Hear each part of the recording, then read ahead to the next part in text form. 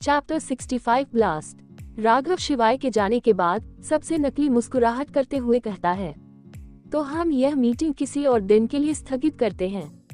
ये बोलकर वो भी अपने मोबाइल में कुछ टाइप करते हुए वहां से शिवाय के पीछे पीछे चला जाता है।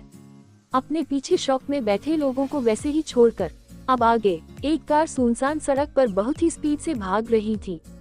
तभी बूम, अचानक उस कार से थोड़ी दूर पर ब्लास्ट होता है, जिसकी वजह से कार बहुत ही तेज आवाज के साथ आगे जाकर रुक जाती है। उस कार के रुकने में कुछ पल लगते ही कम से कम 20 से 30 एसयूवी एक साथ उस अकेली कार सामने से उसे घेर लेती है। वही कार के अंदर ड्राइवर सीट पर बैठा हुआ अंश, जिसके माथे पर पसीना पानी की तरह बह रहा था, वो इतनी सारी कार को सामने देखकर अपनी आंखें और मुंह फाड़े एकटक देख रहा था। जैसे ही उसने शॉक में पलटकर अपने बगल में बैठी अनिका की तरफ देखा तो उसका स्माइल करता हुआ चेहरा देखकर उसके एक्सप्रेशन और भी ज्यादा अजीब हो गए। उसने दोबारा सामने की तरफ देखते हुए कहा, अनी, तूने तो कहा था एक्शन होने वाला है, लेकिन मुझे तो अपने सामने मौत नजर आ रही है। वही अनिका अपने ईयरपीस पर कमांड करते हुए dot get ready girls, action time. Anika की इस कमांडिंग वॉइस को सुनते ही जैसे ही अंश अनिका की तरफ अपनी गर्दन को घुमाने वाला ही होता है कि तभी चारों तरफ से बहुत सारे ब्लास्ट की आवाज एक साथ सुनाई देती है, जिसे सुनकर अंश तो अपनी सीट से लगभग नीचे झुक जाता है।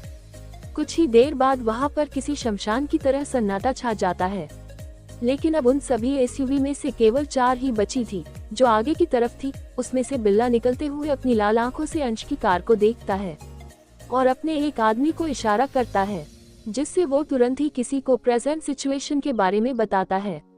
वहीं अनिका अंश पर बिना ध्यान दिए स्टाइल में अपनी एक हाई हील कार के गेट की बाहर निकलती है। फिर दूसरे पैर को निकलते हुए वो अपने खुले बालों को स्टाइल से झटकते हुए अपनी नीली चमकीली आंखों से सामने खड़े बिल्ला और उसके बचे हुए 12 आदमियों की तरफ देखने लगती है। वही बिल्ला के पीछे खड़े सभी गुंडे अनिका की खूबसूरती देखकर अपनी लार ही टपकाने लगते हैं। उन लोगों की नजरों को नोटिस करते हुए अनिका के चेहरे पर एक शैतानी मुस्कान आ जाती है। वही अपने आदमियों के बिल्कुल अलग बिल्ला अपनी लाल खूनी आंखों से अनिका की तरफ ही देखता रहता है। बिल्ला अपने पीले दांत दिखाते हुए अचानक हंसते हुए, हा, मुझे लगा था केवल ओबरॉय ही अपनी पर्सनल आर्मी रखते हैं, लेकिन तुम तो उनसे भी एक कदम आगे हो। अनिका, तुम्हारे एक धमाके का जवाब तुम्हें पहले ही मिल चुका है, now it's your turn. Anika को इस तरह अपने सामने अभी भी बेफिक्र होकर उसी ही धमकी देते हुए बिल्ला का गुस्सा उसके हद से बाहर हो जाता है।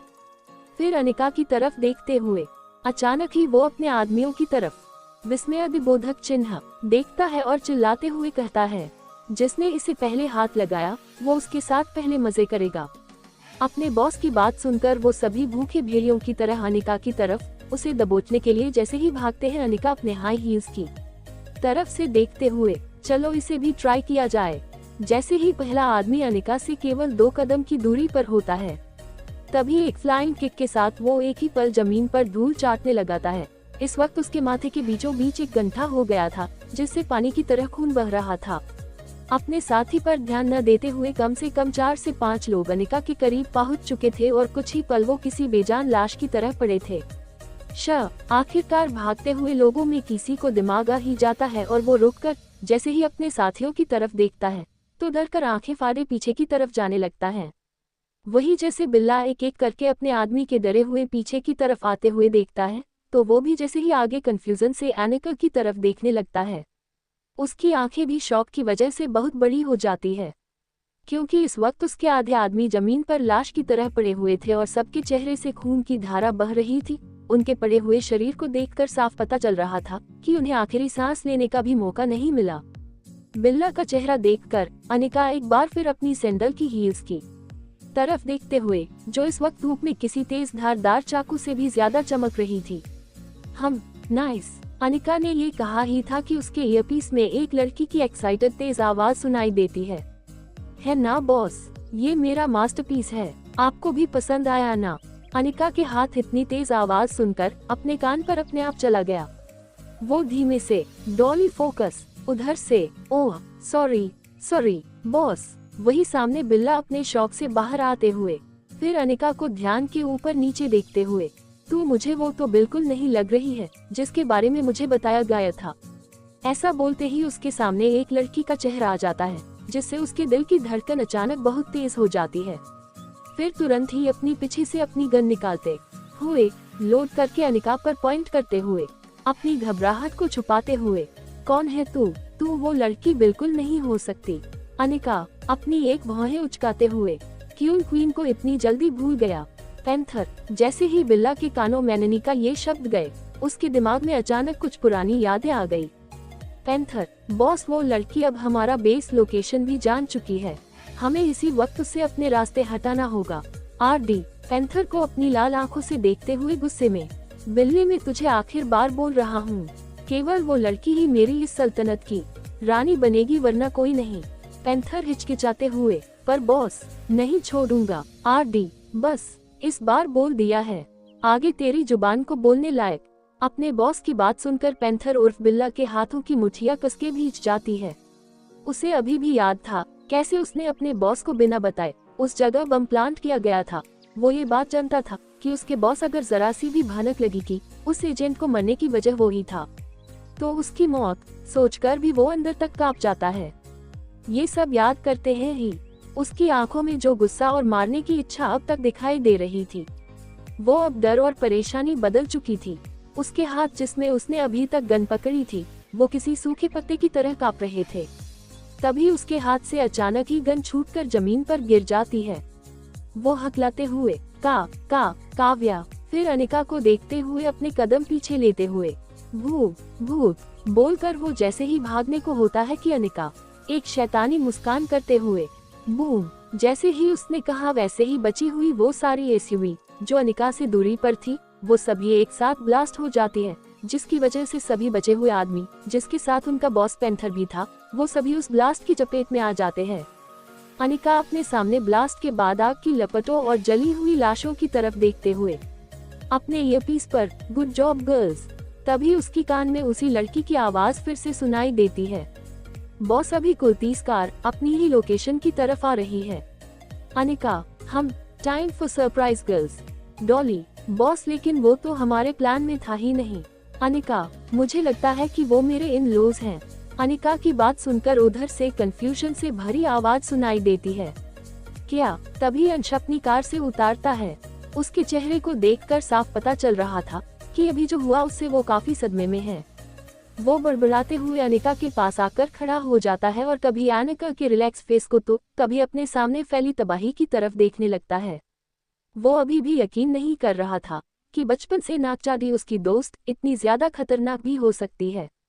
जैसे ही अनिका अंश को थोड़ा रिलैक्स करने के लिए उसके कंधे पर टैप करती है, तो अंश लगभग अपनी जगह से उछल जाता है।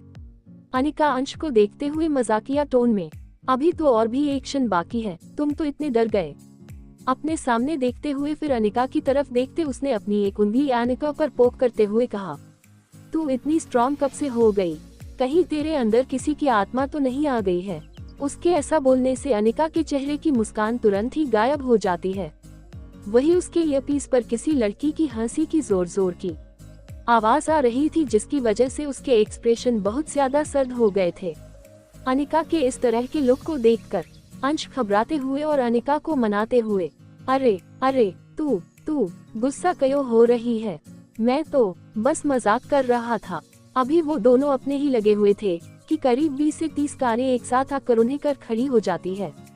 पहले तो कारें उनसे काफी दूर थी, लेकिन ये वाली कारें तो उनके कुछ ही दूरी पर खड़ी हो गई था, जिसकी वजह से अंश की तो जैसे सांसें उसके गले में ही अटक गई हो। लेकिन अनिका की तरफ देखकर उसकी सांस वापस आ गई। अब कहीं न कहीं उसे अनिका पर भरोसा हो गया था कि वो उसे कुछ भी नहीं होने देगी। तभी सामने वाली कारें से दो अधेड़ उम्र के आदमी, जो कोई और नहीं विशंभर और दिग्विजय ओबरॉय थे, वो एक साथ कारों से बाहर निकलकर उनकी कार के ठीक सामने खड़े हो जाते हैं। उनके निकलते ही सभी कारों से एक करके बहुत सारे लोग उन्हें चारों तरफ से घेर कर खड़े हो जाते हैं। विशंभर अनिका की तरफ देखते हुए गुस्से में अपने दांत पिसते हुए, लगता है मेरे पोते ने अपने सीक्रेट गार्ड्स तेरे पीछे लगा कर रखे हैं, वरना तुझ जैसी कमजोर लड़की की इतनी हिम्मत नहीं कि वो मेरे आगे अकेले खड़े हो सके। वही विशंभर की बात का अनिका को तो कोई फर्क नहीं पड़ता, लेकिन उसके बगल में खड़े अंश की हंसी जो छूट जाती है। वो अनिका की तरफ देखकर फिर विशंभर की ओर देखकर अनिका पर पॉइंट आउट करते हुए, क्या कमजोर लड़की, और वो भी हाँ किसी तरह अपनी हंसी को रोकते हुए अरे अंकल, अभी मेरी गलतफहमी दूर हुई है, शायद कुछ देर में आपकी भी हो जाए। अंश की बात पर दिग्विजय और विशंभर दोनों ही एक कंफ्यूजन से उसे देखने लगते हैं। जैसे ही वो अपने आदमियों को अनिका को मारने का इशारा करते हैं कि अनिका के लिए पीस में हडबडी में, बॉस लगता है ओबरॉय के गार्ड्स ने आपको ढूंढ लिया। इतना सुनते ही अनिका, जो इतनी कॉन्फिडेंट स्माइल के साथ सबके सामने शांति से खड़ी थी, वो अपनी ही हाई हील्स में लड़खड़ा जाती है। अनिका धीमे से बड़बड़ाते हुए, मर गई। उसके बगल में खड़ा अंश अनिका की बातों को कंफ्यूजन में दोहराते हुए, मर गए। तभी एक साथ कई सारी गोलियां चलने की आवाज सुनाई देने लगती है। अनिका और अंश किसी तरह अपनी कार के पीछे छिप जाते हैं। अंश अपने सर को बचाते हुए अनिका को लगभग कोसते हुए, तेरी वजह से आज मैं इस मुश्किल में फंसा हूँ। अगर मुझे कुछ भी हुआ तो याद रखना, भूत बनकर तेरे ऊपर ही मंडराता रहूंगा। अनिका उसकी बात सुनकर अंश के सर पर टिप्पणी मारते हुए, चुप कर, अभी तक मैंने तुझे कुछ होने दिया तो तू इतनी ओवर एक्टिंग क्यों कर रहा है। चैप्टर 66। तभी एक साथ कई सारी गोलियां चलने की आवाज सुनाई देने लगती है। अनिका और अंश किसी तरह अपनी कार के पीछे छिप जाते हैं। अंश अपने सर को बचाते हुए अनिका को लगभग कोसते हुए, तेरी वजह से आज मैं इस मुश्किल में फंसा हूँ। अगर मुझे कुछ भी हुआ तो याद रखना, भूत बनकर तेरे ऊपर ही मंडराता रहूंगा। अनिका उसकी बात सुनकर अंश के सर पर टिप्पणी मारते हुए, चुप कर, अभी तक मैंने तुझे कुछ होने दिया तो तू इतनी ओवर एक्टिंग क्यों कर रहा है। अब आगे। अभी वो दोनों आपस में लड़ ही रहे थे कि तभी उन दोनों को अपने सर पर कुछ टच होता हुआ फील होता है। कुछ पल बाद दिग्विजय अंश के सर पर बंदूक ताने और विशंभर अनिका के सर पर बंदूक तानो उन दोनों को खड़े होने का इशारा करते हैं। उन दोनों के खड़े होते ही वहां पर अब तक चल रही शूटिंग अचानक रुक जाती है। विशंभर अनिका के सर पर बंदूक ताने अपनी चालाक हंसी के साथ, मुझे नहीं पता था कि इस लड़की के लिए ओबरॉय के गाइस की पूरी आर्मी आ जाएगी। फिर विशंभर की अरे देखते हुए, क्यों रे छोटे लगता है, अपने हाथ वो तोता लगा है जिसमें किसी की कीमती जान अटकी हुई है। विशंभर की बात सुनकर दिग्विजय भी हंसने लगता है। दोनों की हंसी फुल विलेन वाली थी। जो वो लोग थे भी उन दोनों की तरफ देखते हुए वहाँ खड़े सारे सीक्रेट गार्ड अपनी पोजीशन लिए अब भी अपने कोल्ड लुक के साथ उन पर बंदूक ताने खड़े थे, लेकिन कोई भी उनमें गोली नहीं चला रहा था। यहाँ तक कि कोई भी गार्ड उनकी तरफ देखते हुए अपनी पलक भी नहीं झपकाता था। उन सभी गार्ड को अब भी बंदूक ताने देख विशंभर चिल्लाते हुए, अगर तुम लोग ने अपनी अपनी बंदूक नीचे नहीं की तो इस खूबसूरत मैना की जान। बोलते हुए वो गंदी हंसी हंसने लगता है। वही अनिका ने अपने हाथों की मुट्ठी बनाई हुई थी जैसे वो उसके चेहरे पर मुक्का मारने से खुद को रख रही हो। अनिका के चेहरे पर भाव इतने रिलैक्स थे कि उसे देखकर ही नहीं लग रहा था उसे कोई फर्क भी पड़ रहा हो, खुद को बंदूक की नोक पर होने के बाद भी। अनिका के भावहीन और निडर चेहरे की तरफ देखते हुए दिग्विजय, आए लड़की, ज्यादा चालाकी की तो अंश की तरफ इशारा करते हुए, तेरे इस खरगोश को उड़ाने में मुझे जरा भी समय नहीं लगेगा।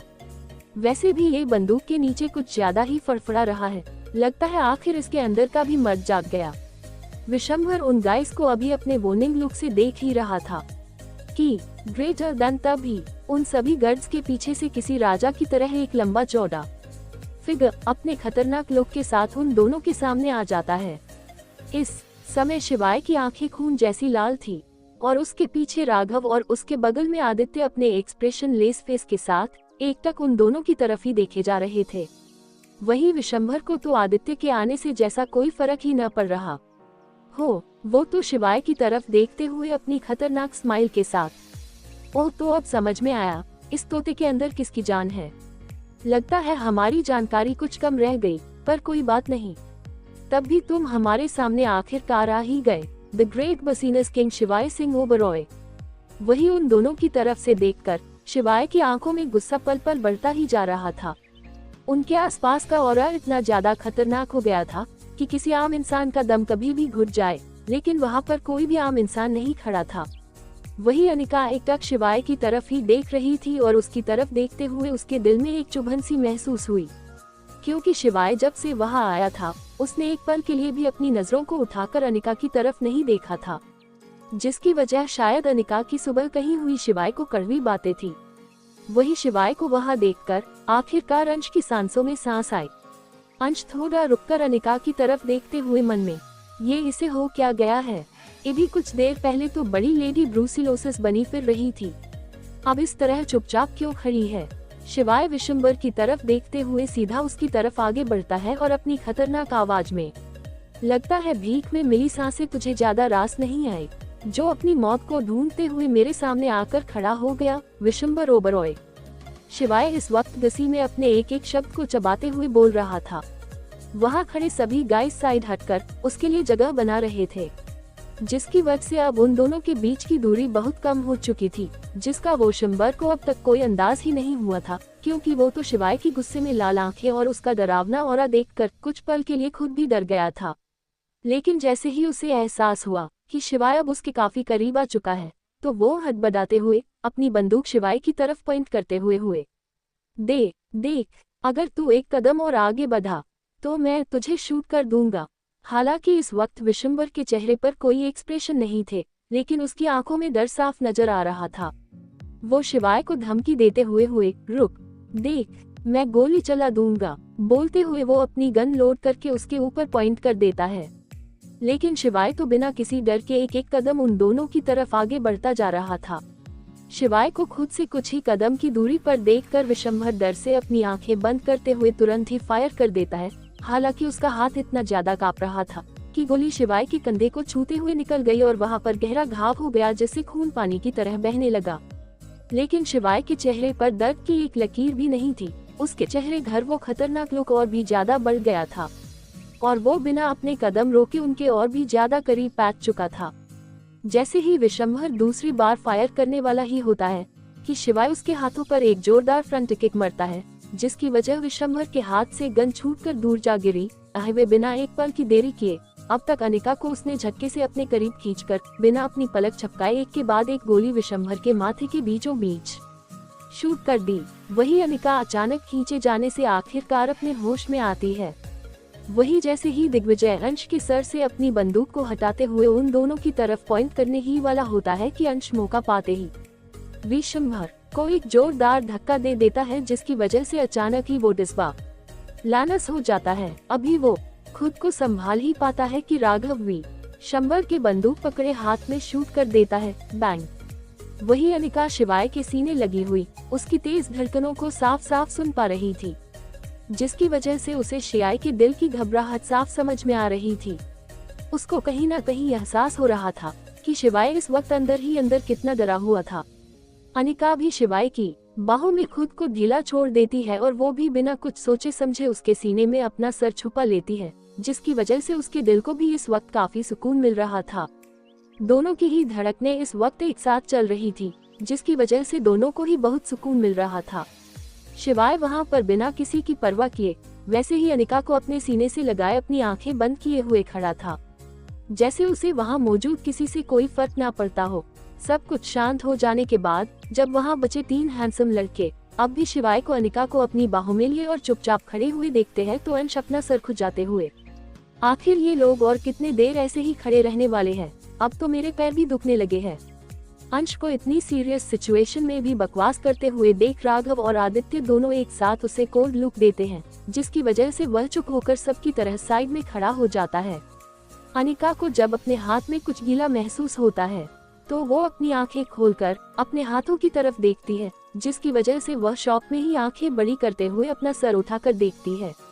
तब जाकर उसे एहसास होता है कि शिवाय को तो कंधे पर चोट लगी थी और वो दोनों कब से ऐसे ही खड़े हैं। अनिका झटके से शिवे से अलग होने की कोशिश करते हुए चिंता भरी आवाज में अटकते हुए, शिवाय, तुम्हें चोट लगी है, हमें अभी अस्पताल जाना होगा।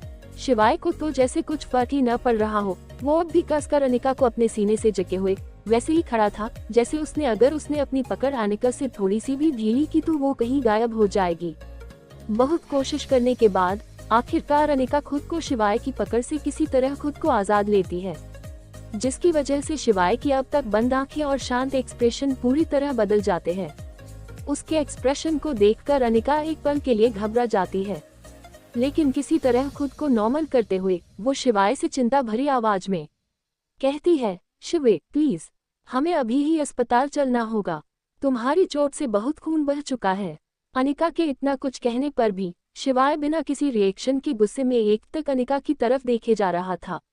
अनिका उसकी चिंता करत हुए उसका हाथ पकड़ने के लिए अपना हाथ आगे बढ़ाती है कि तभी अचानक से शिवाय झटके से अनिका का वो हाथ कसकर पकड़कर उसे जबरदस्ती अपनी कार की तरफ ले जाता है और कार का गेट खोलने के बाद अनिका को अंदर धक्का देकर खुद भी कार में बैठ जाता है।